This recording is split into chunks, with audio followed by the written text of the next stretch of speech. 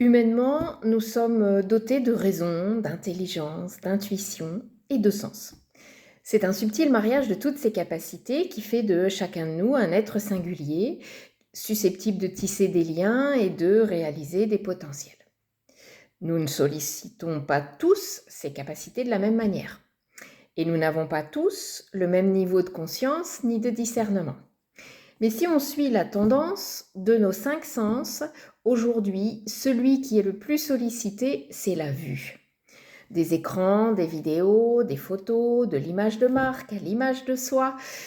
Nos occupations et nos divertissements passent par le regard. On se raconte moins d'histoires, on joue moins de musique instrumentale, on préfère la pixelisation des sensations. Sauf qu'à trop vouloir voir, on finit par passer à côté de l'invisible, du subtil, du délicat, du ressenti profond, que le regard ne peut pas capter. En parallèle, le sens le plus négligé dans notre évolution, c'est le toucher. On choisit les choses à l'apparence. On se protège dans nos rapports humains. Depuis les masques, on a même du mal à se faire la bise ou à se serrer une poignée de main. Le médecin, lui, ne nous palpe plus. Il détecte plutôt instrumentalement et dans tous les cas, protégé par des matières plastiques.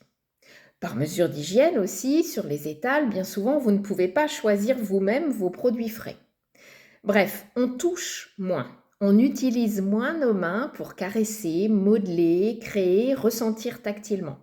Nos doigts, eux, sont dédiés au clavier et aux écrans qui sont tactiles, mais qui ne nous retournent pas en contrepartie de sensations.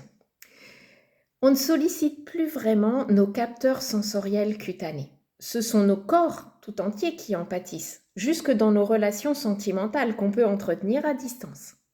Pour ma part, je suis très sensible aux ressentis corporels en tant qu'énergéticienne et je suis toujours un peu estomaquée d'entendre certains praticiens qui disent n'exercer qu'à distance. Je suis plutôt d'avis que les perceptions s'affinent avec le contact physique. Le bébé est bien d'accord avec moi, lui il le perçoit. Il se développe d'autant plus harmonieusement quand il est au contact de la peau de sa maman. Peut-on croire aujourd'hui que le toucher soit un sens annexe, négligeable, non vital ? Peut-on penser que tout se gère par la vue, par les écrans interposés ? Est-ce que nous pouvons nous épanouir pleinement avec les mains dédiées à la technologie ? Qu'avons-nous fait de nos mains et du plaisir de toucher, d'enlacer ? Est-ce que la technologie nous aurait fait les yeux doux et qu'au final, nous l'aurions dans la peau ? Je vous laisse y réfléchir.